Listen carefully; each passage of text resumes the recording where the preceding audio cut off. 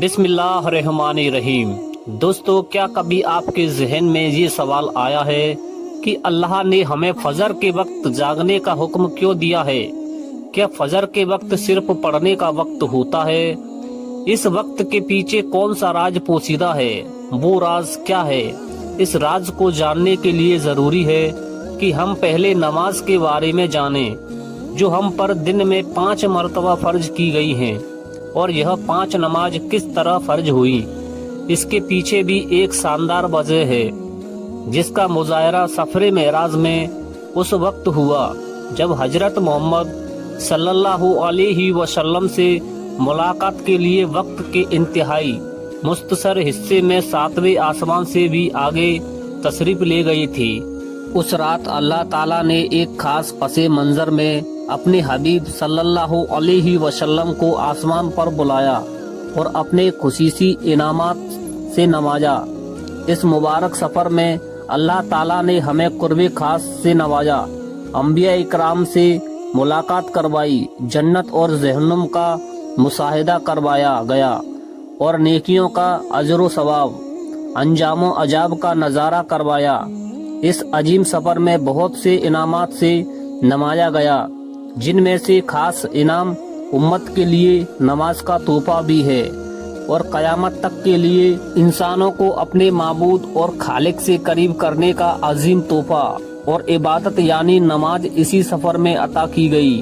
معراج کی رات جب آپ صلی اللہ علیہ وسلم کو اللہ پاک نے 50 نماز کا حکم دیا تو حضرت موسیٰ علیہ السلام کے کہنے پر آپ نے اللہ تعالیٰ سے 50 نماز میں نرمی کی درخواست کی، اور ایسا کئی بار ہوا، یہاں تک کہ اللہ پاک نے امت محمدی صلی اللہ علیہ وسلم کے لیے دن میں 5 نماز کا حکم دیا، جس کے بعد بھی حضرت موسیٰ علیہ السلام نے آپ صلی اللہ علیہ وسلم کو 5 نماز میں کمی کے لیے اللہ کے پاس ایک بار پھر جانے کا مشورہ دیا، لیکن تب تک آپ صلی اللہ علیہ وسلم نے فرمایا کہ میں نے اپنے رب سے کئی مرتبہ درخواست کر لی ہے، یہاں تک کہ اب مجھے حیا آ گئی ہے، اور میں اب راضی ہوں، اور اس کے اس حکم کو ہر طرح سے تسلیم کرتا ہوں۔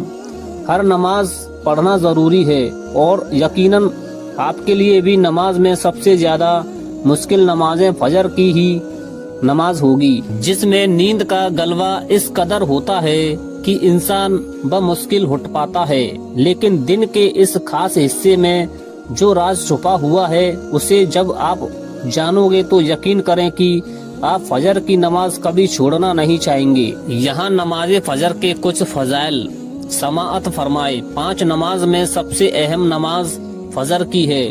اس کی اہمیت کا اندازہ اس بات سے لگائیں کہ اللہ تعالیٰ فجر کے وقت کسی کی قسم اٹھاتا ہے اور فرماتا ہے کہ قسم ہے فجر کی اور 10 راتوں کی، اور ظف کی اور تاک کی اور رات کی، جب وہ چلنے لگے، یقیناً اس میں عقل مند کے لیے بڑی قسم ہے۔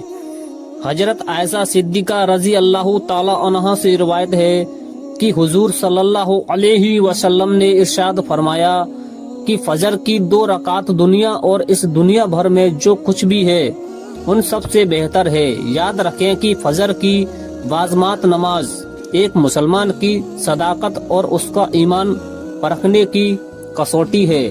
حضرت عبداللہ بن عمر رضی اللہ تعالی عنہ فرماتے ہیں، ہم اگر فجر اور عشاء کی نماز میں کسی آدمی کو نہ پاتے تو اس کے بارے میں اچھا گمان نہیں کرتی تھی۔ فجر کی نماز جہنم سے حجاب ہے۔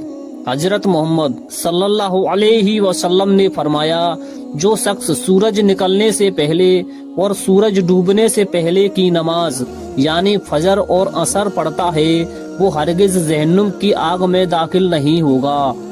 فجر کی نماز جنت کی جوان ہے۔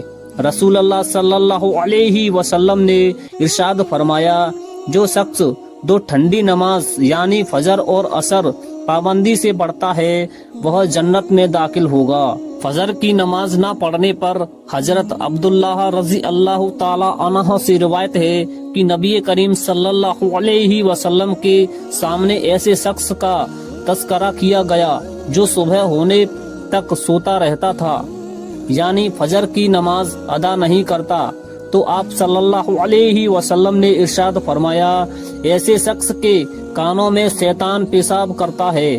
فجر کی نماز کے لیے کس طرح اٹھیں؟ نمبر 1، رات کو ہر حال میں جلدی سوئیں۔ نمبر 2، سوتے وقت فجر کی نماز جماعت سے ادا کرنے کا پختہ ارادہ کریں۔ تیسرا، ایسے اسباب اختیار کریں جن میں فجر کی نماز کے لیے اٹھنا آسان ہو، مثلا موبائل پر الارم لگائیں، مناسب وقت پر الارم سیٹ کریں، اس کو مناسب جگہ پر رکھیں۔ اگر ان امور کی رعایت کر کے سوئیں گے تو انشاءاللہ فجر کی نماز جماعت کے ساتھ ادا کرنا آسان ہوگا۔ پھر بھی اگر کسی دن اتفاق سے بیدار ہونے میں تاخیر ہو جائے تو جس وقت بھی آنکھ کھلیں سب سے پہلے نماز ادا کر لیں۔ انشاءاللہ تاخیر کا کوئی گناہ نہیں ہوگا، لیکن اس کو معمول بنانا گناہ ہے جو کسی بھی طرح جائز نہیں ہے۔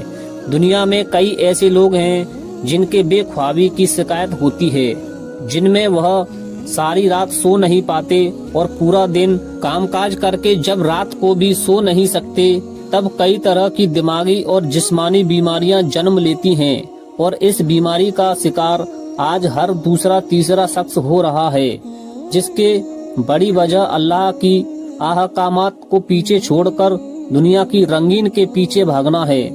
ساری رات جاگنے کے بعد فجر کے قریب کچھ دیر نیند آتی ہے، لیکن وہ نیند جسم کو پرسکون نہیں رکھتی، جس کی وجہ سے اکثر لوگ جاگتے اور ہر قسم کی دوائیوں کا استعمال کے باوجود جب سو نہیں پاتے تو وہ اللہ سے یہ سوال ضرور کرتے ہوں گے کہ اللہ مجھے نیند کیوں نہیں آتی ہے، آخر کیا وجہ ہے؟